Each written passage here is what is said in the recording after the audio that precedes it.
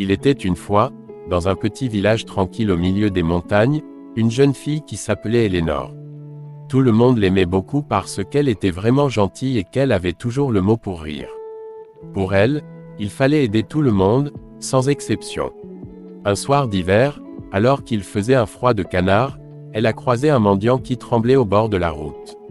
Il était couvert de vieux chiffons et avait l'air vraiment mal en point. Élénore a eu de la peine pour lui et, sans réfléchir, elle l'a invité chez elle pour lui offrir à manger et un lit chaud. Elle ne se doutait pas du tout qu'elle venait de laisser entrer un homme très dangereux. Cet homme s'appelait Malacor, et il s'est vite montré sous son vrai jour. C'était un vrai tyran, il gaspillait la nourriture, salissait tout et exigeait d'être servi comme un prince. Mais le pire était ailleurs. La nuit, Malacor sortait en cachette avec des outils et des gros sacs. Un soir, Élénore a trouvé sa louche et a décidé de le suivre. Elle a alors découvert l'horreur. Malacor était en train de boucher les puits du village avec des pierres et de la terre. Son plan était vicieux. Il voulait assoiffer les villageois pour les obliger à lui acheter de l'eau très chère sur un marché noir qu'il avait préparé en secret. En le voyant ricaner devant le puits condamné, Élénore a compris qu'il n'était pas seulement pauvre, il était surtout profondément méchant.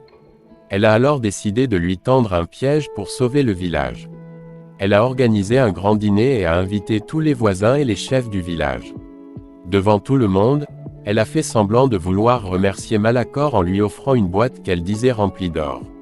Malacor, qui était très gourmand et avide, a sauté sur la boîte devant tout le monde. Mais en l'ouvrant, il n'a trouvé qu'un miroir et une lettre qui racontait toutes ses horreurs, notamment son sabotage des puits. Vexé et fou de rage d'avoir été affiché ainsi, Malacor a commencé à insulter et à menacer tout le monde, prouvant par lui-même qu'il était bien le coupable. Les villageois n'ont pas traîné, ils l'ont attrapé et l'ont jeté en prison pour de bon, afin qu'il ne puisse plus jamais faire de mal. Élénore, elle, a été fêtée comme une héroïne pour avoir ouvert les yeux à temps et sauvé l'eau du village.